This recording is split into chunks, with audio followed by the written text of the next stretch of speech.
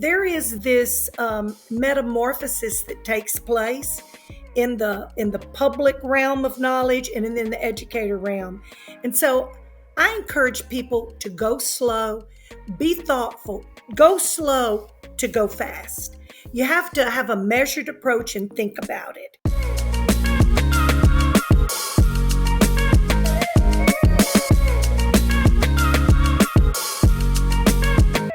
And that's when I realized fat meat is greasy. Okay, and with that, everybody, we're back to another exciting episode of the UnDisruptED podcast. I've never had it open that way before.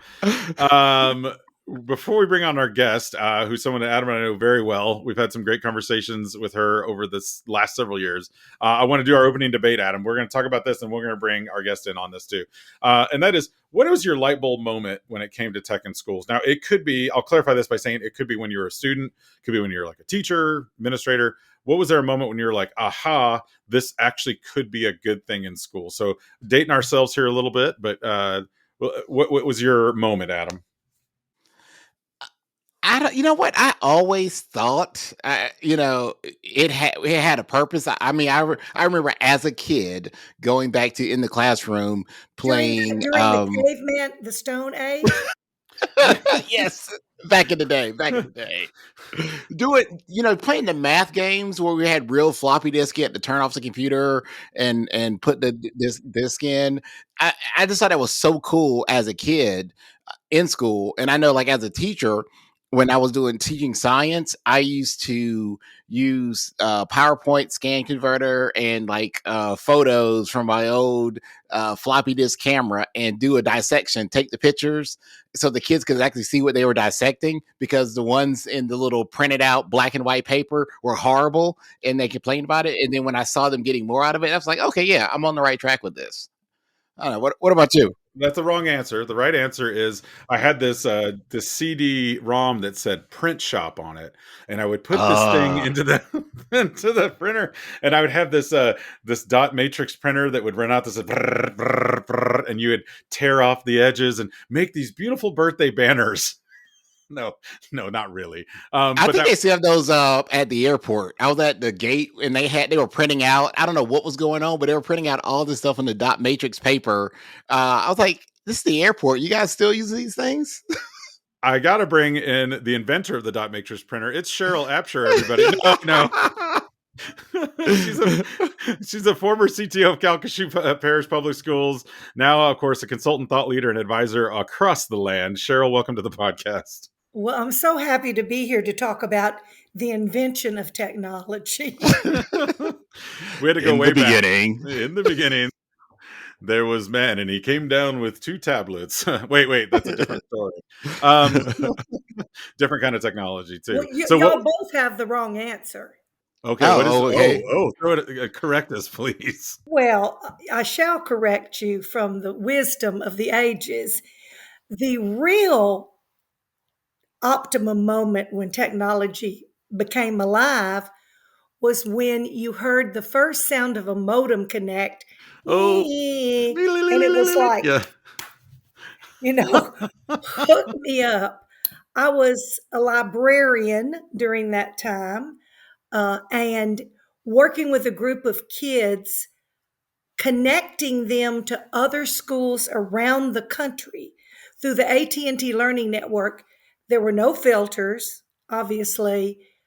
Nothing was wireless. It was all through the modem. When that sound came on, and those kids heard a group of kids in Saudi Arabia, a group of kids in New York, in Canada, in South Africa, in France, in Sweden, they were amazed because we were doing a simulation of the first Gulf War, and they all learned about a country, and we played a simulation one night in real time with their parents and the kids, saying what was happening and with the Scud missiles.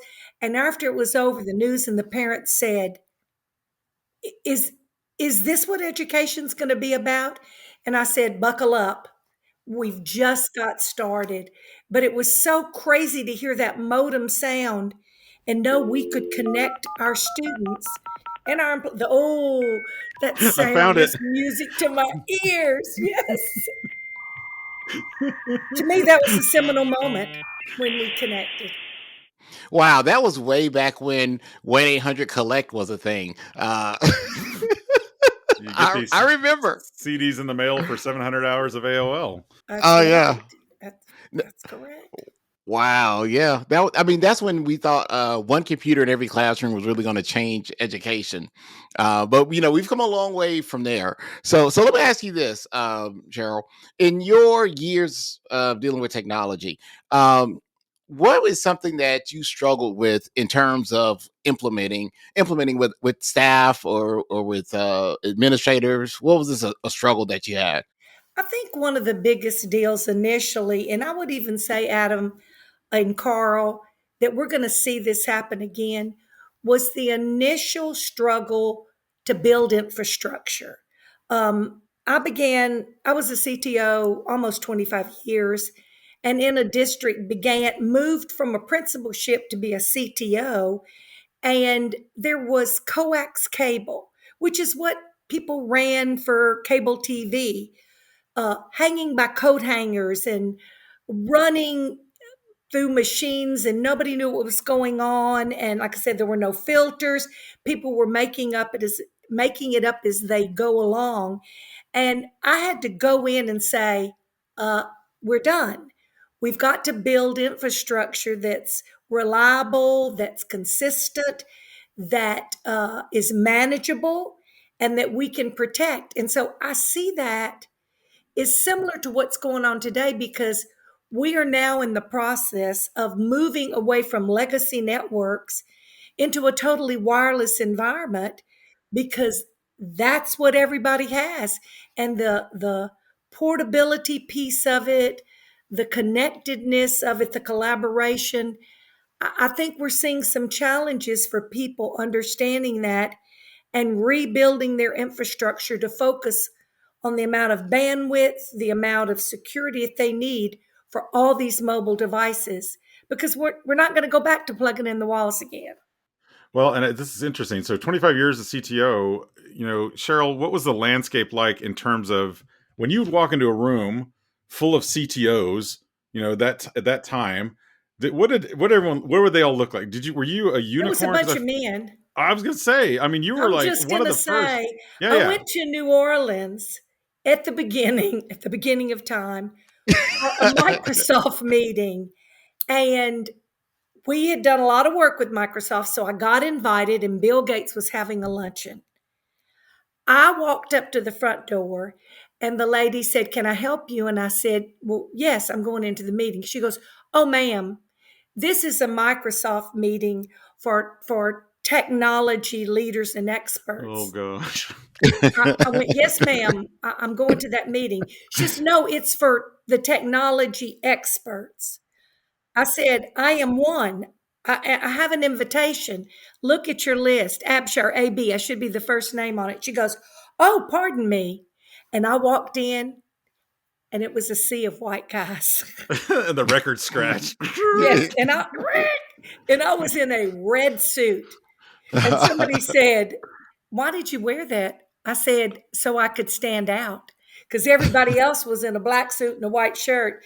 And it was like The Exorcist for technology. Whoop, the head spun around like, where is this sister coming from? And you heard the sound in the background. And I went and sat right at the front table, right in Bill Gates' eyes. Anyway, it's been a journey in terms of diversity and, workplace selection, and helping build capacity for women and minorities in a male dominated field. And it has to start, way back in kindergarten and first grade with STEM and helping people see themselves in those roles. It's hard to become something if you don't see a model, if you never think there's a place and space for you in that field. And I think we're getting there, but I think we're nowhere near there.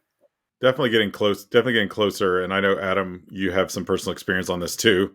You and I have shared this over the years, just walking into a room and being like, wow, this is Yep, it's just me. So kind of piggybacking off of that question, and I know you've kind of mentioned it with, I guess, with students, providing them opportunities to kind of see people in those roles.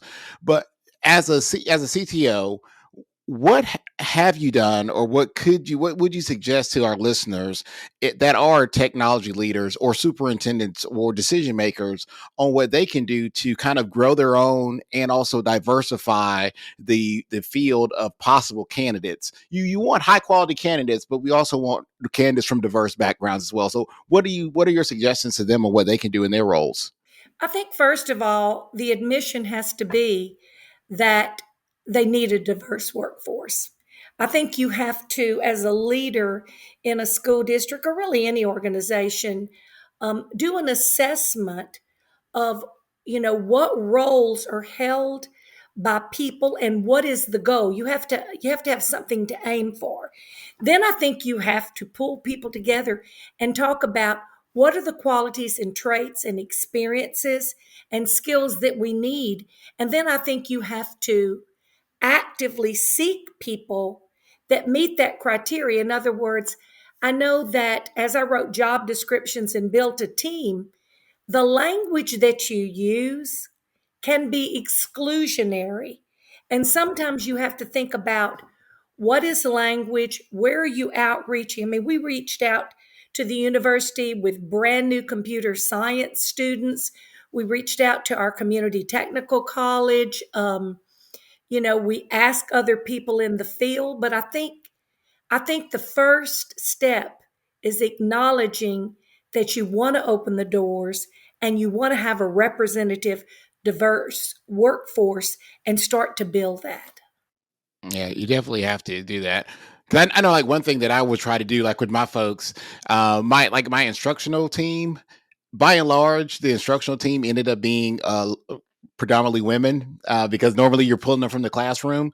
But I know some of them had aspirations to possibly be a tech director or CTO. So encouraging them to do things such as be familiar with COSIN and look through some of that stuff, getting more technical on their side. But then also for my technical folks, have them look at some of the things like the ISTE Future Ready framework to get them more aware of the curriculum side of things, just because I wanted them to be ready. So definitely you have to prepare those people for those next Well, opportunities. So thank you for I'm doing sharing. some work right now with ISTE around their professional development and specifically ISTE certification. I was already nearing the end of my career when I became ISTE certified. But by that same token, Adam, if you build your resume, if you build your credentials that you are attractive and that you've demonstrated those skills, and certainly the ISTE standards, are is formative work around being able to stand on that framework. And so I know the districts I've been talking to about ISTE certification have been very open and receptive, and they have ESSER money and they need to spend it because that ESSER money can be used for professional development. And to me, that's how you grow your own within your own workforce. Yeah, I think that's the idea of the inclusive language is something I haven't heard anyone mention either. Just when you're talking about job descriptions, we Adam and I have several debates over the years over several things, and so to be a little more inclusive of others, including we're going to bring you in on this debate. So, kind of as an ed tech historian ish, and I mean that with all due respect because I know you, Cheryl, really well. Um, I want you to settle debate for us, and we're not going to give our answers, but I want to hear your answer first to this question. So, what do you find in the history of ed tech of all time? What do you think was the most impactful tool, strategy, app, whatever, that's just impacted education? Well, I already said the modem because that connected everybody. But also, in terms of that, is I think what is the most impactful is the whole ubiquity of wireless, of evolving technology, a watch that you can call people on, one that can check your heart rate, which sometimes if you're in the classroom in a CTO job, you don't want to see the alarms go off at a I'm sorry, are school you having a board workout? meeting. No, no, I'm not having a workout. Exactly. I'm Are at you, a school well, I've board had it say, meeting. are you working out before? And I was running to a meeting. And I was like, No, I'm not working out. But I think the wearable technology, the ability to use technology, when we would have it would have never occurred to us that a technology solution could have been applied to that. I think we haven't even seen the beginning of that yet. And I don't even want to go, well, I think you will go down that AI road. The whole conversation around that is, again, I remember when we first put, I think you mentioned it, Carl, that one computer in the classroom. I can remember having a math teacher in a high school go rip the connection off his wall and throw it in the hall when we were in a infrastructure building campaign. And the principal called me and said, you need to come out here and see what's going on. And I went out there and I said, what the, I'm not going to tell you, I didn't say, what the heck is this? But I said, what is this? He said, well, he put his computer out in the hall and he ripped this off. And he said he's not using technology.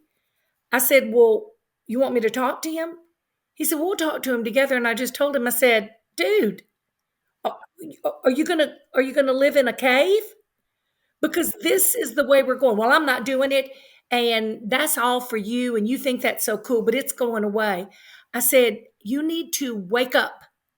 Whatever you're smoking, cut back on it.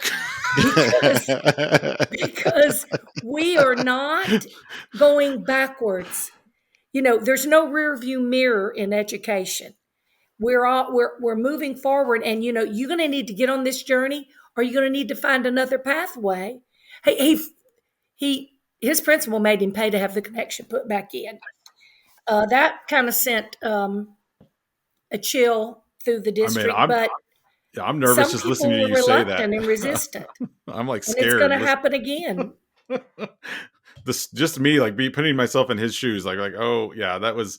I mean, I've had these. I don't know if Adam has too. Like we did the iPads that one year, the first year, and there was like a guy like proudly put his in a drawer, and he was like, nope, never coming out. And like I even looked at the reports to see like when they had activated and connected to the network, and I was like, why is this one? I wonder if it got stolen or something. And we went to his room, and I knocked on the door. I was like, I noticed your teacher iPad isn't connected. And he's like, oh yeah, it's sitting right over there. Proudly takes that thing out. 5 months later, look, haven't even turned it on yet. I'm like, oh boy, here we go. There's some motivation that was needed, Carl. Oh yeah, you should have called me over to consult for you to do some iPad motivation. I do not want to be on the other side of an angry Abshire. Yeah, no, it's more a motivate. It's more a positive reinforcement, motivating, Sheryl. You're from the South. I know how that goes. You just say it softly and smile and say honey at the end of it, and usually you can get it done, Adam. I've called on Sheryl many a time for many things, everything from like tech support and also like how to recover from COVID. I mean, she's helped me in many different ways, full transparency. Yes. So none of this surprises me. I was more surprised that you used such non-colorful language in that response, but thank you for this is a family show. Forum, yes, it is. And we don't want to get the explicit rating on our podcast. No. Not yet. We'll save that for like season 13. Yeah, there we go. So let me ask you this. You mentioned this earlier. Since you brought it up, I'm just going to go there. AI, which is on the cusp of everyone's tongue right now. AI. And where do you see AI going in education? Or what? And with that being said, what advice do you have to anyone out there who is struggling with how to handle that in their district when you have board members or teachers freaking out about it? I mean, what would you tell them? Well, I think the conversation has been going on a long time. In fact, almost 4 years ago, I did a keynote at the Learning Council about AI. And I think people were like, yeah, what is this? It's like a snooze fest, because I could see the faces and I thought, y'all need to wake up and smell the AI, because it's not going away. But it's taken on a life of its own. And gentlemen, I would say if it takes the heat off of library books, being a former librarian, with school districts wanting to ban, Mark Twain and Huckleberry Finn and To Kill a Mockingbird, then I'm like, okay, let's have a conversation about AI. I think in the broader case, this is part of the evolution. Again, I'm not going to put a computer in my classroom. We're not going to do this. And there were parent groups that said, we're not going to have our children on the internet. Remember, guys, well, Adam maybe won't remember this. He's such a young dude. But Carl, you'll remember when we had to do acceptable use policies and some parents would not sign Yeah, they them. refuse to sign them. They Yep. refuse to sign them. And then, okay, well, your child cannot go to the library because everything's connected. There is this metamorphosis that takes place in the public realm of knowledge and in the educator realm. And so I encourage people to go slow, be thoughtful, go slow to go fast. You have to have a measured approach and think about it. Just like we talked about digital literacy, information literacy back in the day, I think AI literacy is going to be really important as part of the comprehensive information literacy, and not just for teachers. I think we have to work through this with students. Now, I would recommend that people not jump in and start a battle. School leaders, there are groups such as the Institute for Ethical AI in Education. People could look that up. There's AI number 4 K-12, AI 4 K-12. There's the EdSafe AI Alliance, and they have frameworks already built. They have ethical guidelines that schools can use when they're talking about emerging technologies. And I think we ought to avail ourselves of these frameworks and do a little bit of research, and don't jump in and start in a defensive mode. Inform, engage, because we're already in AI. Everybody's used Google. Oh, I'm sorry. I Googled that and now I'm getting ads for that. I bought this on Amazon. Amazon's the czarina of AI. I mean, you buy one thing on Amazon or you even look at it, and then all of a sudden it starts, showing up in every search that you do. So there's some thoughtfulness that needs to be involved, and some research and having, but school districts need to have an answer. They can't just wait for it to come and say, we're going to research that. They need to be prepared. And the resources that I said, I think are good starting points. Yeah, you mentioned, kind of the things that are already happening with Amazon and all of these analytics. And I think this is something that you were talking about. The conversation has been going on for before even your keynote, 4 years ago. So, part of the AI that I find very useful, that could be potentially useful, is we're starting to see learning analytics, cybersecurity, things like that, where the AI can actually help us. And it was something that I personally didn't have access to when I was early in my career, and it would have helped me with my kids' learning styles and things like that. Where do you see kind of the idea of learning analytics, cybersecurity, and all that? Where's it going well? Like, who's doing it well, and how's it impacting schools in a good way? Where have you seen that done well? I've seen some absolutely magnificent work come out of ClassLink. I mean, in full transparency, we use ClassLink in my district, but their Analytics Plus is amazing, and we're hearing lots of good things around the country about districts that are using that AI, and they are working with right now. ClassLink's working with ENA and several other organizations, and they are building a cybersecurity rubric and framework focused and anchored in the NIST principles. NIST has banking, they have agriculture, they have every industry. But the interesting thing is, we don't have a framework, a rubric for ranking and grading education. So ClassLink has been the catalyst for that. And we are building, groups of people around the country are engaged in NIST EDU, NIST EDU. I did a session on it at FETC. I did one at TCA with Frankie Jackson, who's one of the lead architects on that, a retired CTO from Cypress, Fairbanks, in Texas, and other groups of professionals. But this is something that's a long time coming. Interestingly enough, you bring up cybersecurity. I was on the phone uh, today with someone who was talking about cyber insurance. And I said, well, what we're hearing around the country is that cyber insurance companies are getting hit hard because of all of the ransomware, everything that's attacking us, and they're having to pay. So we're going to see, I predict coming, that you're going to have a score to rank yourselves in terms of your protection, your knowledge, the systems you have in place. And based on that, whether you'll be able to even get cyber insurance or what the ranking will be associated with the cost that you pay for it.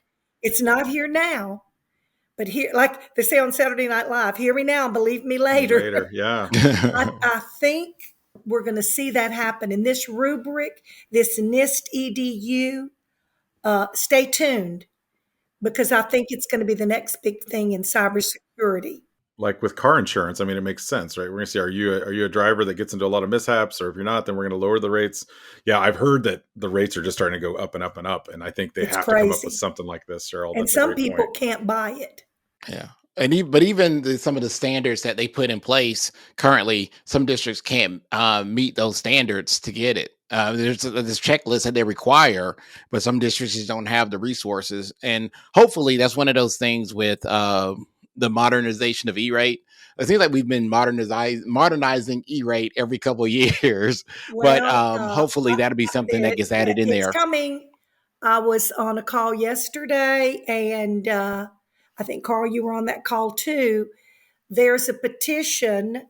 There's the opportunity for school districts to sign on to a letter that will push USAC and the FCC to shift the eligible services list and allow some cybersecurity purchases in there. But it's going to take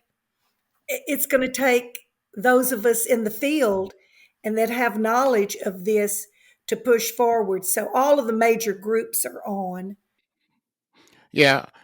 And with that being said, it's one of those things, and we're in organizations like All for Ed and Future Ready. That's one of the things that do with that policy side is we have to be aware of these issues because change happens when the voters are aware and they make it known to their politicians, their elected officials, because we've seen some things go really fast when people put behind it, and we've seen some things go really slow. So we just got to make sure everyone knows what to say, is what the policies are, what the current issues are, and express their constitutional right to vote. Well, Carl, I think you have that information. You may be able to put it out in K-12 leaders about the link to go and have your district, or as a CTO, you come down in favor of that, because it's going to take a push from the field to get the FCC to move on this and change that, because it's the cybersecurity threats to school districts aren't going away. It's just going to get bigger and bigger because we're an easy target. As you said, don't have the resources, Adam, don't have the people. Yeah, especially those rural districts that seem to be get attacked. But it's happening to all of them, I should say. It's not just a rural, but I do hear more and Well, I more mean, often. LA Yeah. Unified, you'd think that's Yeah. pretty big, Yeah, and they'd it's have not some not small. resources, Yeah. but everybody can improve. Yeah. It's I've had this expression I told to someone the other day. It's almost like home security. If someone really wants to break in your house, they're going to break in your house. I mean, there's literally nothing you can do to stop them from breaking in your house. But we put up safeguards to make it more challenging, whether it's, hey, I'm going to try to live in a better neighborhood. I'm going to put locks on my doors. I'm going to get a security system. I'm going to get a ring system. All these things we put in place to make our homes harder for someone to enter. They're like, oh, don't want to go there. So when you start talking about the things that we can do as CTOs, as teachers, as parents, as students, these are just measures to make sure that we are keeping our stuff as safe as possible, to make them harder targets that are out there. Well, you're exactly right. If it's tough to get into your school district, they're going to go down the street. They're just going to keep moving because they've built algorithms that just punch and punch and punch. And after a certain amount of time, oh, too much trouble, too much work. Just like you said, a burglar that can't get, if he goes to your front door and turns the handle and can walk in, well, Yeah. let's take all of their CD-ROMs, right? Wow. Back to the CD-ROMs. Yeah, that's so Sheryl, let me ask you this. We're gonna wrap with this one right here. You've done your time in the school systems. I have you see the stripes. time for mediocre behavior. Now I wouldn't say good behavior, but time for me to know. Yeah. So with that being said, and now that you've retired, and I know you're still actively involved in doing a lot of things out there, but what do you do to keep yourself undisrupted? I think the key is, what do you do before you decide to make that move to retirement that you've worked so hard for and put all that time and money into, is that you build your network. I was very deliberate about being active in professional organizations. As you said, in COSN, I began early in my career. I ended up on the board and chair of the board. ISTE, being engaged, my state ISTE affiliate, LeCue, Southern with TCA, with Georgia, with the Florida group, the Alabama group, just becoming engaged and building my network of other professionals, because all of us know that while we're engaged in public service, and that's what I think we do as educators, it's public. My husband used to say we're going to deduct it as my philanthropy because of the amount of money I was making and the work I was doing. He said, this is your philanthropic endeavors. But anyway, I think building that network of other professionals in the field and networking with companies that you respect, that have add value to our profession and to our to building student engagement and increasing student achievement, so that when we do retire from that job and we begin our next career, that we have the resources to do that in terms of human resources. And I would suggest to anybody, don't be an island. Don't sit in your school district and just, maybe read or listen to this wonderful, podcast or read some blogs. I'm trying to give you a plug there, guys. I appreciate that. But I think you have to reach out with other professionals and build that network so that you can grow. And you know what? You can contribute. All of us have value, and diversity of thought, I think, is what has helped us get to where we are today. I am someone who values our connection, Sheryl, over the years. Adam and I have learned a lot from you. We continue to learn from each other. I mean, we're always sharing ideas. So I appreciate you. Adam and I, thank you so much. I can't believe it's taken us 6 seasons to get you on the UnDisrupted podcast. I blame Carl.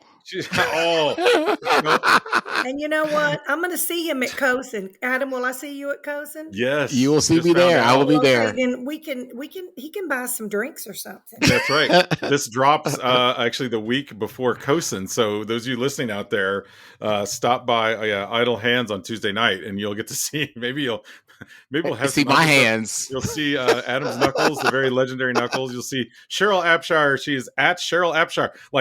That's great Twitter handle. I mean, just it. That's the name. Yeah. Well, I don't think there's anything idle about either of your hands, but whoa, because y'all have been extremely busy. Oh, thank you. On the keyboard and building powerful experiences and knowledge for folks.